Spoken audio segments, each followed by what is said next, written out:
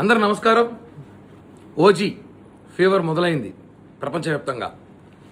పవన్ కళ్యాణ్ అభిమానులకే కాదు, OG fever YCP కూడా తాకింది. కాబట్టే తాడేపల్లి ప్యాలెస్ నుంచి అన్ని జిల్లాల్లో ఉన్న వైసీపీ అభిమానులు కూడా ఓజీ ఫీవర్తో వణుకుతున్నారు. ఇందాకే మాజీ మంత్రి, మాజీ ఎమ్మెల్యే అంటే ఆయనే అంబటి రాంబాబు, ఆయనకి ఆయన శాఖ మీద అవగాహన లేదు, పట్టు లేదు. ఆయన నియోజకవర్గం మీద, ప్రజల మీద ప్రేమ లేదు. కానీ పవన్ కళ్యాణ్ గారి అభిమానులు అంటే చాలా ప్రేమ ఉంది. పవన్ కళ్యాణ్ గారు అన్న భక్తి ఉంది ఆయనకి. ఆయన కూడా భక్తుడే.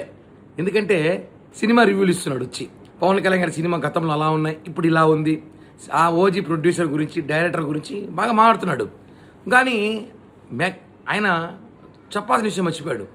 ఓజీ అభిమానులు అంటే మేము పవన్ కళ్యాణ్ అభిమానుల గురించి చెప్పలా, అందరి గురించి చెప్పు, మా గురించి చెప్పు. తెలుసు కదా, మొన్న ఎన్నికల్లో చూపించాం కదా మా బలం ఏందో, మా సత్తా ఏందో. అలా ఉంటుంది పవన్ కళ్యాణ్ అభిమానులు. అరాచకం ఓజీ ఈసారి సినిమా రివ్యూలు ఇచ్చుకునే స్థాయికి మీరు పడిపోయారంటే ప్రజలన్నీ చూస్తున్నారు. నేను రాంబాబు గారు ఒకటి అడుగుతున్నా, టికెట్ల రేట్ల గురించి మాట్లాడతాను. హాస్యాస్పదంగా ఉంది. వినాయక చవితికి వినాయకుడికి లడ్లు ఎలా ఏలం పట్ల కొంటున్నారో భక్తులు, వాళ్ళ భక్తులు, దేవుని భక్తులు, అలాగే పవన్ కళ్యాణ్ గారి భక్తులు కూడా లక్షల్లో, ఈసారి వేలల్లో టికెట్లు ఏలం పట్ల కొంటున్నారు. అది అభిమానం.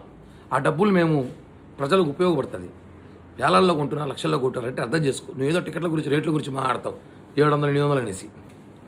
ఆయన కోసం ఆయన భక్తులు ఎంతకైనా వెళ్తారు, ఏమైనా చేస్తారు. అది పవన్ కళ్యాణ్ గారి ట్రెండ్ సెట్ చేస్తారు. ఆయన ట్రెండ్ ఫాలో అవ్వరు. ఇప్పుడు ఈ టికెట్లు ఏలం పడడానికి దేశంలో నెంబర్ 1 మేమే అనుకుంటా.